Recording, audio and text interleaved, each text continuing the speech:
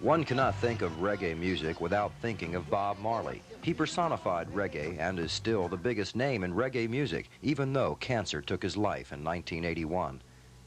His worldwide popularization of reggae continues in those artists who have been influenced by his music, such as The Clash, seen here, The Police, Eric Clapton, Stevie Wonder, to name just a few. But what is reggae? And what was Bob Marley, really?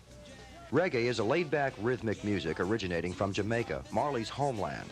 The songs are, for the most part, about third-world politics or Rastafarianism, the growing Caribbean religion that reveres the late Ethiopian Emperor Haile Selassie as a Christ-like deity. Reggae star Peter Tosh, a longtime compatriot of Marley's, defines the essence of reggae music. This music, reggae music, is the king's music, but it is played by the poor people of the earth. Reggae music was meant to speak the truth, and that's all it does. It only decorates the truth with music. Interestingly, the charismatic Marley has himself become a similar supernatural figure to his followers.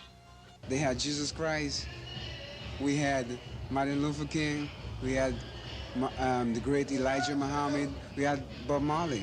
I'm here just because the vibe is right, and I remember Bob Marley because he's the high priest. He was just a superstar, regardless if he was born in Jamaica or wherever, because Bob was a universal person. The whole world, loved Bob. Even his family felt Bob was a highly spiritually evolved person and was put on earth with a mission from Jah. That's the Rastafarian word for God. Marley's sister, Pearl Livingston, and his mother, Cedella Booker. That's the greatest thing I can see with him. He's a prophet. I only know that he came here for a great purpose. He has done his work in a short space of time.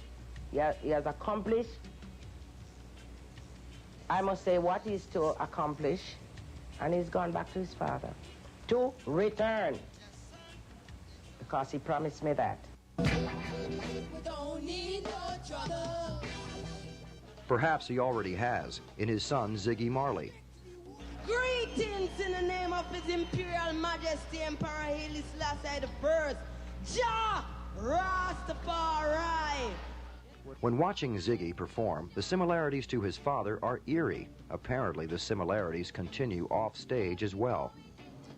Every time, even talking to Ziggy, I'm talking to Bob.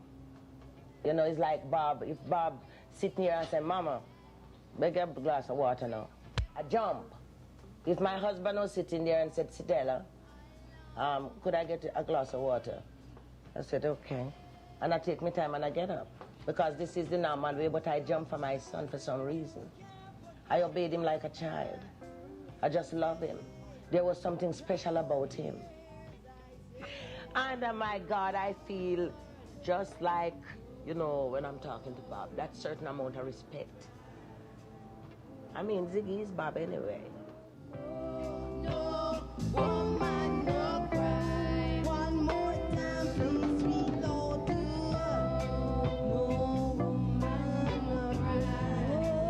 woman, no cry.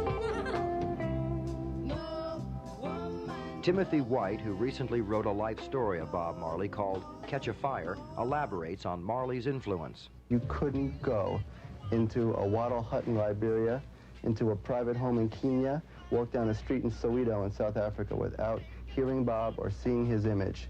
And when we're talking about freedom fighters in Angola and Mozambique sewing Bob Marley patches onto their uniforms before they went into battle, we're not talking about a pop figure like Stevie Wonder or Elton John. His impact was enormous. The book has drawn sharp criticism from Marley's family, and in fact, they are trying to stop its distribution. Most of what is in it is not facts.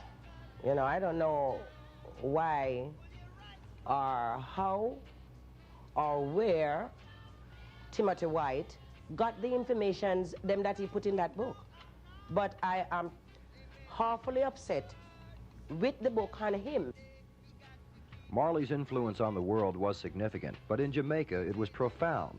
A concert site was built in Montego Bay and named the Bob Marley Memorial Performing Center, the site of the Reggae Sunsplash and Jamaica World Music Festivals, which attract bands and fans from all over the world.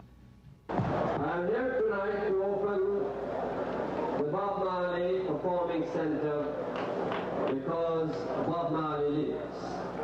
In fact, Marley does live on in spirit, in the hearts and souls of people all over the world. Just a rebirth. Yes. Just a rebirth.